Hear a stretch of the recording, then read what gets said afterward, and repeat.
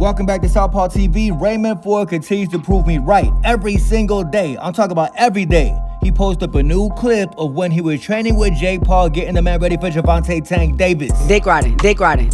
Raymond Ford is over with, bro. The fight not gonna happen. What the man don't realize is that when he posts up these videos, he's showing everybody this was the biggest moment of his career. Not a fight, but a training camp for a fight that never happened. Dick riding. I bet you in 10 years, Raymond Ford's still gonna be posting up these videos.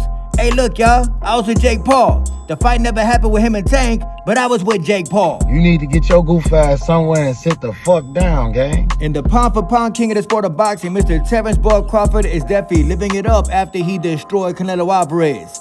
Check out where the man is having dinner. I bet y'all Canelo Alvarez is not having dinner at this big-ass table. Fuck Canelo, bro. The man was having dinner with Alexander Usyk. The level of skill in this picture is crazy. Two southpaw fighters, undisputed in multiple weight classes, unlike Canelo Alvarez. We don't talking about the streets. Speaking of Canelo Alvarez, Joe Calzaghe, a man who dominated Roy Jones Jr. Joe Calzaghe, a man who destroyed Roy Jones Jr. did an interview. He said Canelo Alvarez is not an all-time great. Check it out. I mean, I think I wouldn't put him as an all-time great, to be honest, because he had, like you just said, he's lost his biggest fights. Against the top fighters, he's lost, isn't he? You know, going from Mayweather, I thought he lost the one Golovkin, definitely lost one of the Golovkin fights, but, now I just hope he doesn't go on too long and, get beaten by mediocre fighters, Joe Calzaghe, with all due respect, I hope that does happen. I hope that Canelo goes on way too long and starts getting beat up by mediocre fighters. I hope the man fights for about 10 more years. Canelo Alvarez deserves karma in the sport of boxing. He deserves to get beat the hell up for ducking David Benavidez. He deserves to get beat the hell up for robbing Erislan de Lara, robbing Triple G. Are you following me? It's Canelo. The biggest Canelo Alvarez D-rider in boxing media. I'm talking about Mike Coppinger, a man who never boxed, a man who never exercised, a man who never threw a punch a day in his life. Seen the video. The man said horrible take. Of course, somebody like Mike Coppinger is gonna say horrible take. Mike never fought nobody. Mike wouldn't fight nobody. Mike wouldn't fight if he had to. Hey, yo, Mike Coppinger, I got a question for you, bro. How many amateur fights do you got? How many professional fights do you got? As a matter of fact, how many street fights do you got? Why was it a horrible take? Because it was true. Every time Canelo stepped up in competition, he got destroyed. Remember that. What do you know about boxing? And I look forward to this rematch. These guys don't like each other. They legitimately do not like each other. It was funny as hell in that first fight, where Conor Benn got smacked up by Chris Eubank when Chris Eubank had an egg in his hand. Chris Eubank said, I'm gonna do exactly what I did in April. I'm gonna take your soul. Conor Benn said, for a middleweight, you punch like a fairy. That's funny as hell. Conor Benn hit him with the he was a fairy. Yeah, he was a fairy. Bitch ass nigga. I think this fight's gonna go the same way, maybe worse for Conor Benn. Chris Eubank Jr. is the more skilled fighter. He is the more polished boxer. Conor Benn ain't got no skill. The man is tough, but nevertheless, skills pay the bills in boxing. I got Chris Eubank Jr. by unanimous decision again. And Turki Alashiki is saying anything to convince y'all that Devin is some type of great fighter. Devin put up on his IG Ring magazine, talking about the power of Haney. Hey, real question, what power do you mean?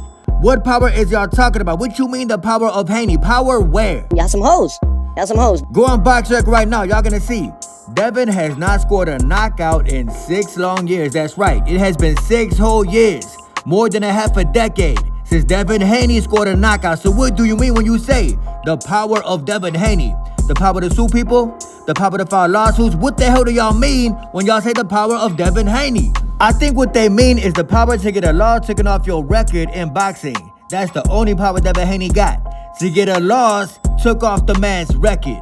I think in about 10 years, Devin Haney fans gonna realize who Devin Haney really was in boxing. To every single Devin Haney fan watching this video, it may not happen now, it may not happen tomorrow, but I bet y'all in about 10 years, you're gonna look back and be like, damn, why the hell did I support Devin Haney?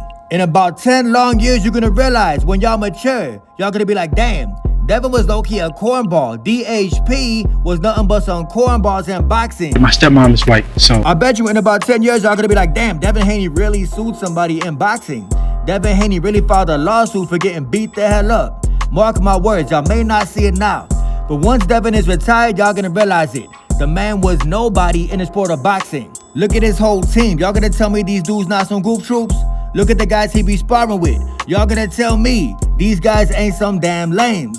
You dumb motherfucker. And we know that Shakur Stevenson loves to D-ride Terrence Ball Crawford. Shakur Stevenson likes to D-ride Miss Carissa T-Rex Shields. But today, the man was D-riding himself. Real niggas don't talk, nigga. Shakur Stevenson posted up this lame on Twitter.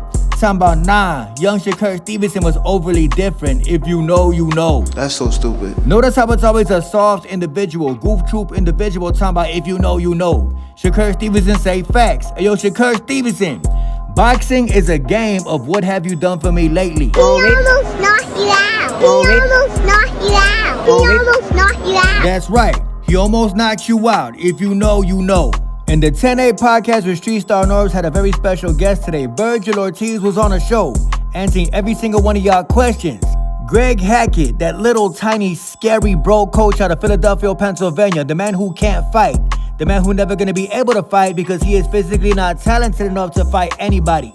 The man who is scared of Southpaw TV called up to the show, talking about, yo, Vergil, is you gonna fight Jaron Boots Ennis next? It's all Boots right now. That's the fight that I would want.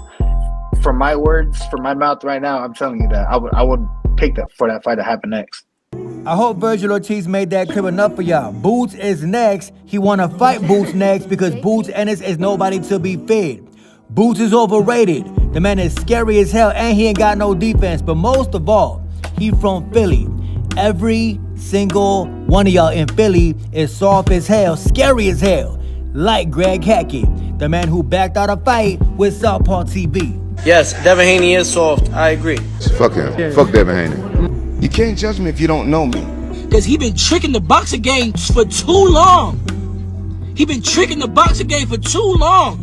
He makes shit look good. Man, Southpaw TV keep it trill, man. For real. I respect somebody, man, that had their own opinion.